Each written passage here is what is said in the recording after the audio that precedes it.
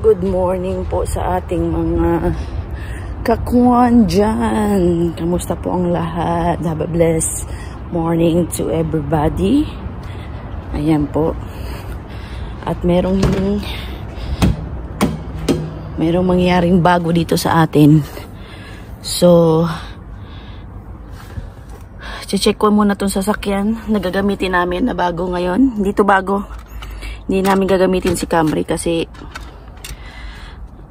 basta dyan na muna kayo at aayusin ko muna ang dapat kong asikasuhin.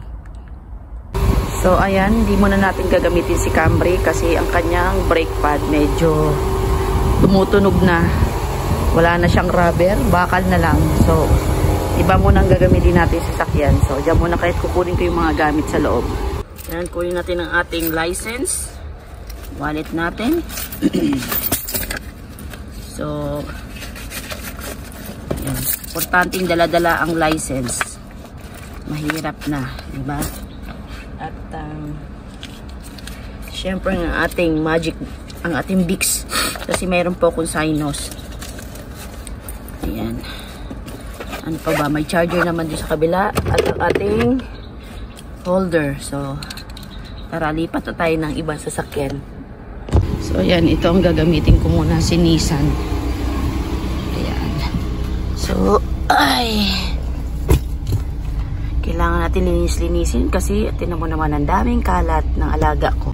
So, ayan, si Nissan muna ang gagamitin natin at ang maganda rito, wala palang fuel, petrol. So, kailangan na natin magpa-petrol.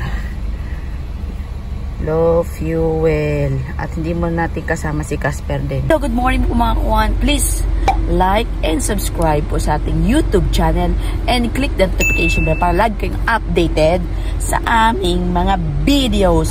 So, today's videos po ay iba po ang gagamitin natin sa sasakyan. Okay, gaya yung nakita nyo sa intro po, ang gagamitin po natin ngayon ay ang Nissan na black.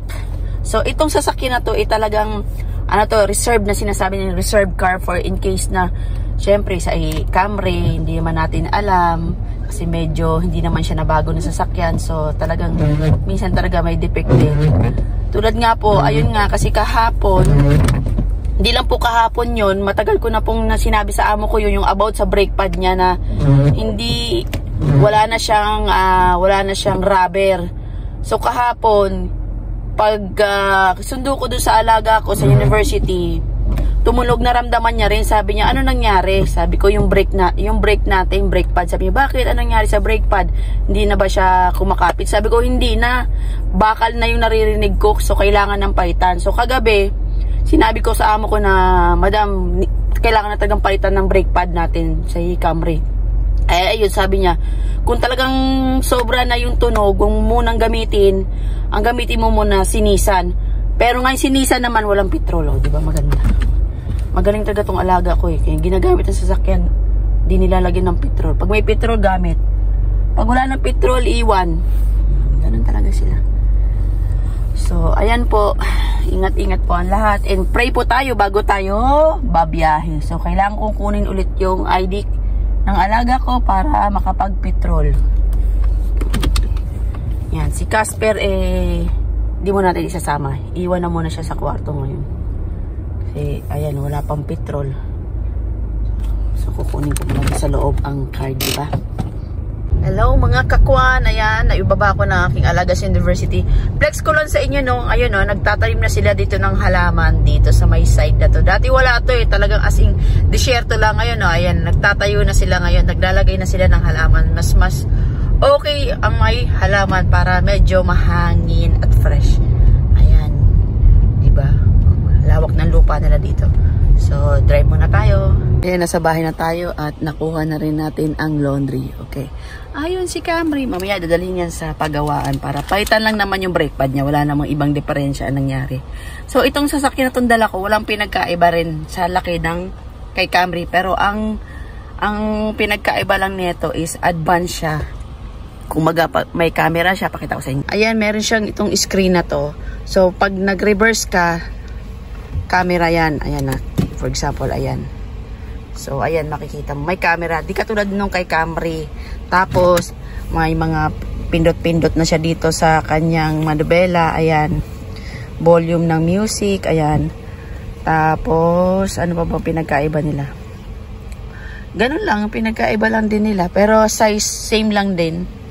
Ganun lang din. Parehas lang din naman sila. Ayan. So, bababa na tayo para ibaba rin ang ating kinakuhang laundry. So, tara. Tsaka, isa pa pala pinagkaiba nila. Dito di susi. Pwede mo siyang gamitan ng susi for emergency yata. Meron to. Ah, wala. Di katulad nung Mercedes. Yung Mercedes kasi kahit na di pindot siya, kahit di button siya, pag once na may emergency, meron siyang susi. So, ito talagang ito lang. Press. Patay na yung makina niya.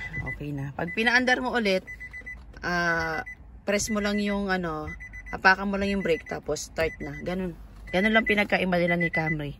Ayan, baba na tayo. Hello mga kakuan. Ayan po, tatapusin na po namin ang aming video. Please like and subscribe sa YouTube channel namin ni Casper and click the notification bell para lagi kayong updated sa aming mga video.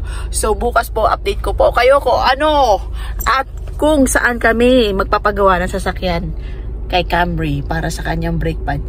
Ingat po kayo lahat. God bless you all. Yalla, bye.